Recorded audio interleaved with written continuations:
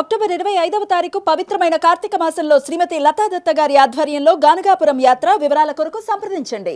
నమస్తే, welcome to Suman TV. నేను పద్మిని. ప్రస్తుతంతో పాటు ప్రముఖ ఆధ్యాత్మికవేత్త, దత్త ఉపాసకురాలు, శ్రీపాద శ్రీవల్లభ దత్తపీఠం వ్యవస్థాపకురాలు శ్రీమతి లతా దత్త గారు మనతో పాటు ఉన్నారు. మాట్లాడదాం. నమస్తే అక్క. నమస్తే రా పద్మిని. పరమ పవిత్రమైనటువంటి మాసం కార్తీక మాసం రాబోతోంది. అటు శివకేశవులకి ఇద్దరికీ ప్రీతికరమైనటువంటి మాసం అని చెప్పుకోవచ్చు. ఎందుకంటే కార్తీక మాసాన్ని దామోదర మాసం అని కూడా పిలుస్తారు కాబట్టి మరి ఈ మాసం యొక్క వైశిష్ట్యం ఖచ్చితంగా అందరికీ తెలిసినటువంటిదే. కానీ దత్తాత్రేయ స్వామికి త్రిమూర్తుల స్వరూపం ఆయన. మరి ఆయనకి ఎంత ప్రీతికరం ఈ మాసం, ఎట్లా యూటిలైజ్ చేసుకోవచ్చు ఆయన అనుగ్రహం కోసం ఈ మాసంలో, మరి ఏమేం చేయొచ్చు, ఇవన్నీ ఒక్కసారి మీ ద్వారా.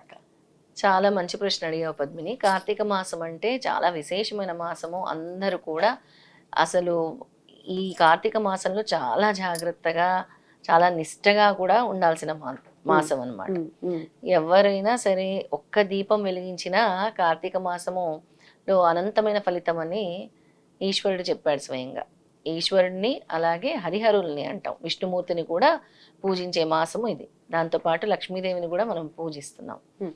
అయితే ఈ కార్తీక మాసంలో ఏమి గురుస్తోత్రాలు పఠించినా కూడా, ఎందుకంటే మనకి బ్రహ్మ విష్ణు మహేశ్వర ఉన్నారు.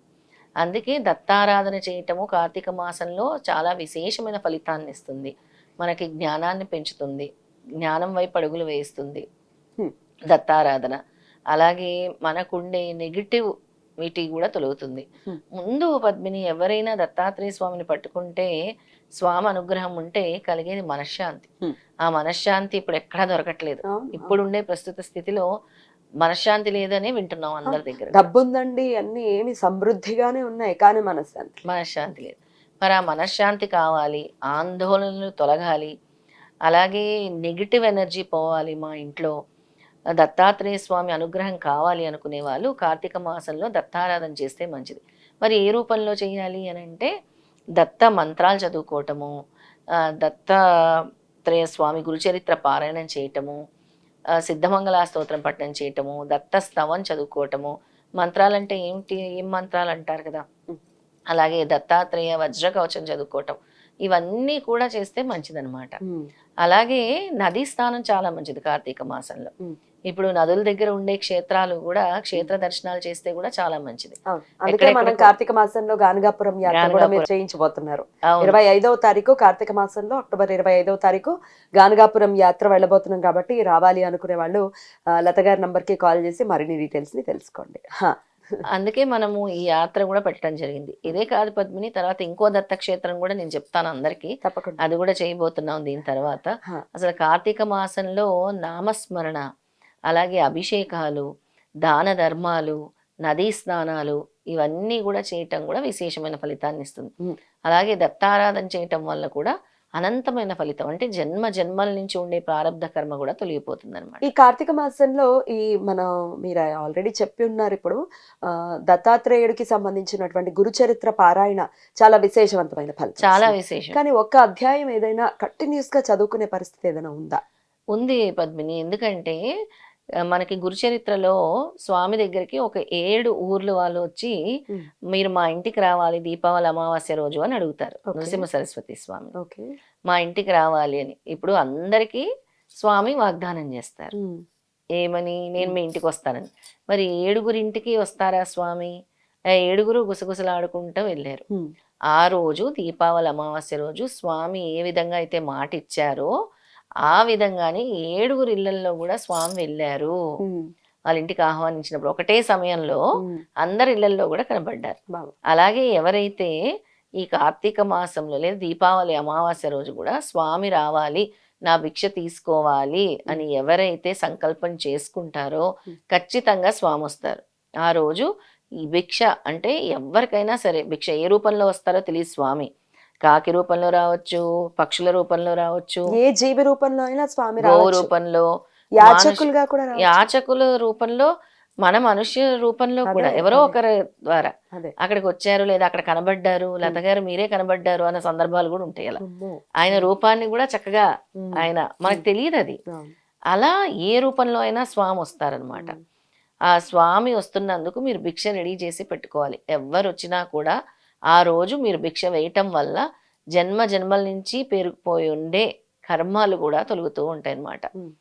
ప్రారబ్ధ కర్మలన్నీ కూడా తొలుగుతాయి. అందుకే దీపావళి అమావాస్య రోజు 47వ చరిత్ర అంటే 47th చాప్టర్ గురు చరిత్రలోని 47వ అధ్యాయం పారాయణం చేసి తప్పకుండా సంకల్పం చేసుకొని, స్వామి ఈరోజు మా ఇంటికి వచ్చి భిక్ష స్వీకరించాలి, మీరు వస్తున్నారు అనే నమ్మకంతో ఎవరైతే చేస్తారో పద్మిని, ఖచ్చితంగా స్వామి దర్శనం ఏదో ఒక రూపంలో లభిస్తుంది. త్రిమూర్తుల అవతారంలో అయితే స్వామి దర్శనం ఇవ్వరు, అసలు కలియుగంలో అస్సలు ఇవ్వరు. స్వామి ఏదో ఒక జీవి రూపంలో వచ్చి మీ భిక్ష స్వీకరిస్తారు. ఆ అధ్యాయం 47వ అధ్యాయం పారాయణం చేయండి. స్వామి రావాలి, మీ భిక్ష స్వీకరించాలని మనస్ఫూర్తిగా కోరుకోండి. ఖచ్చితంగా స్వామి వచ్చి మీ భిక్ష స్వీకరిస్తారు. అది ఓన్లీ దీపావళి అమావాస్య కాసే, ఇది వీడియో ఎప్పుడో చూసామండి అక్క, ఇది ఓన్లీ దీపావళి అమావాస్య రోజు చేస్తేనే వస్తారా, లేకపోతే కాదు నేను ఈ వీడియో చాలా లేట్ గా చూశాను, నాకు ఇప్పుడు చేయాలని ఉంది, పారాయణ చేస్తే స్వామికి నేను చేసింది అందాలి అని అనుకుంటున్నాను, మరి నేను చేస్తే అందుతుందా అంటే వస్తారా స్వామి అంటే? వస్తారు. అమావాస్య అని ప్రత్యేకంగా ఎందుకు చెప్పుకుంటున్నామనంటే, మనం పిఠాపురంలో కూడా అమావాస్య రోజే, ఇప్పుడు పోయిన నెల వచ్చిన అమావాస్య రోజే దత్తాత్రేయ స్వామి యతీశ్వరుడు రూపంలో వచ్చి భిక్ష స్వీకరిస్తారు. అంటే భాద్రపద అమావాస్యలో. అందుకే ప్రతి అమావాస్య రోజు స్వామి రావాలి అని అనుకుంటే మీ యొక్క బాధలు, కర్మలు, కష్టాలు కూడా తొలుగుతాయి. అలా కాకుండా నేను ఆర్తితో స్వామి పిలుస్తాను, స్వామి నా దగ్గరికి రావాలి, నేను అమావాస్య రోజు కుదరలేదు నాకు అని ఆర్తితో భక్తితో ఎవరైతే పిలుస్తారో ఖచ్చితంగా స్వామి వస్తారు, ఏదో ఒక రూపంలో వస్తారు. దత్తాత్రేయ స్వామి విధానమే అది పద్మిని. ఆయన గనక తన భక్తుడికి కరుణ చూపించాలి అనుకుంటే అసలు స్వామి ముందు వాళ్ళ శిష్యుల గురించి ఎక్కువ ఆలోచిస్తారు. దత్తాత్రేయ స్వామి వాళ్ళ అభివృద్ధిలోకి రావాలి అని చూస్తూ ఉంటారు. ఇప్పుడు నామధారకుడు గురించి ఇంతమంది గురించి మనం వింటున్నామంటే దత్తాత్రేయ స్వామి అనుగ్రహమే. వాసుదేవానంద సరస్వతి కూడా అంతే కదా. వీళ్ళందరూ కూడా వాళ్ళ పేరు మనం ఈ రోజు చెప్పుకుంటున్నామంటే దత్తాత్రేయ స్వామి అనుగ్రహం సంపూర్ణంగా ఉండబట్టే వాళ్ళ పేర్లు ఖ్యాతిలోకి వచ్చాయి. అద్భుతం, అంతే కదా. అవును. అయితే ఈ ఇప్పుడు మీరు చెప్పినటువంటి ఈ అధ్యాయం ఏదైతే ఉందో అది ఎకరాల భరద్వాజ్ గారు రాసిన గురుచరిత్ర పారాయణ అయినా చేయొచ్చా? గురుచరిత్ర పారాయణమే. గురుచరిత్ర పారాయణంలోనే 46, 47 అధ్యాయాలు చదువుకుంటే మంచిది. అంటే మరి ఎకరాల భరద్వాజ్ గారిది చదవచ్చు, చదవకూడదు, ఇట్లా రకరకాల కాంట్రడిక్షన్స్ ఆయనకు కూడా. ఎవరిని వదిలిపెట్టరు. ఎందుకంటే ఆది శంకరుల్ని వదలినప్పుడు ఎవరిని వదిలిపెట్టరు. ఇంకా వాళ్ళకే తప్పలేదు, శ్రీపాదుల వారికే తప్పలేదు అని చెప్పారు. మానవ రూపం ధరించినందుకు మా తాతగారు చేసినటువంటి కర్మ నేను అనుభవించాల్సి వచ్చింది అని చెప్పారు మనవడిగా, పాల కొరత వచ్చి చిన్నతనంలో. అలా ఎవరైనా కూడా మాటలైతే పడుతూ ఉంటారు, అనుభవింపక తప్పదన్నట్టు. అయితే ఎకరాల భరద్వాజ్ గారు రాసింది చక్కగా చదువుకోవచ్చు. ఆ గురుచరిత్ర పుస్తకం ఎక్కడ దొరుకుతుంది అక్క? చాలా అంటే ఎక్కడైనా దొరుకుతుంది గురుచరిత్ర పుస్తకం దొరుకుతుంది. మన దగ్గర కూడా గురుచరిత్రలు ఉన్నాయి, మనం ఇంకా ఇస్తూనే ఉన్నాం. వచ్చిన భక్తులు అడుగుతున్నారు, వస్తే కనుక ఇస్తూనే ఉన్నాము. ఇక అమావాస్య రోజు, ప్రతి అమావాస్య రోజు కూడా ఈ భిక్ష అనేది అలవాటు చేసుకొని స్వామి వచ్చి స్వీకరించాలి. స్వామి ఎప్పుడు సంతృష్టి చెందుతారు? అనాథులకు ఇచ్చినప్పుడు సంతృష్టి చెందుతారు. అమావాస్యకి అన్నదానం చేయమంటున్నారు ప్రతి ఒక్కరిని కూడా. ఒకవేళ వాళ్ళు చేయలేకపోయినా మనం మన పీఠంలో చేసి అనాథులకు పంచుతున్నాం అమావాస్యలు, అలా అయినా చేస్తాం. మాకంత స్తోమత లేదు అన్న వాళ్ళు ఒక్కరికి పెట్టినా చాలు, ఒక్కరికి పెట్టినా కూడా మీ యొక్క కష్టాలు, సమస్యల నుంచి మీరు బయటపడతారు. అలా బయటపడాలని ఈ విధానం చెప్తున్నాను.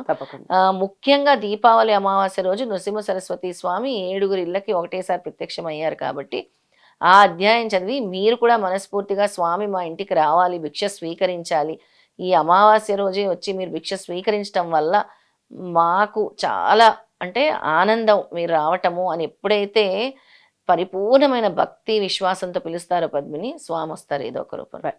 మీరే వచ్చి మమ్మల్ని ఈ కష్టాల నుంచి బయట వేయాలి అని కోరుకోండి, చేయండి. ఇక తర్వాత సిద్ధమంగళ స్తోత్రం కూడా చదువుకోండి. ఎన్నిసార్లు చదవమంటారు సిద్ధమంగళ స్తోత్రం? సిద్ధమంగళ స్తోత్రము 11 సార్లు చదివితే చాలా మంచిది. అద్భుతంగా, చాలా బ్యూటిఫుల్ గా ఎక్స్ప్లెయిన్ చేశారక్క. కృతజ్ఞతలు. నమస్తే అక్క. జై గురుదత్త. శ్రీ గురుదత్త.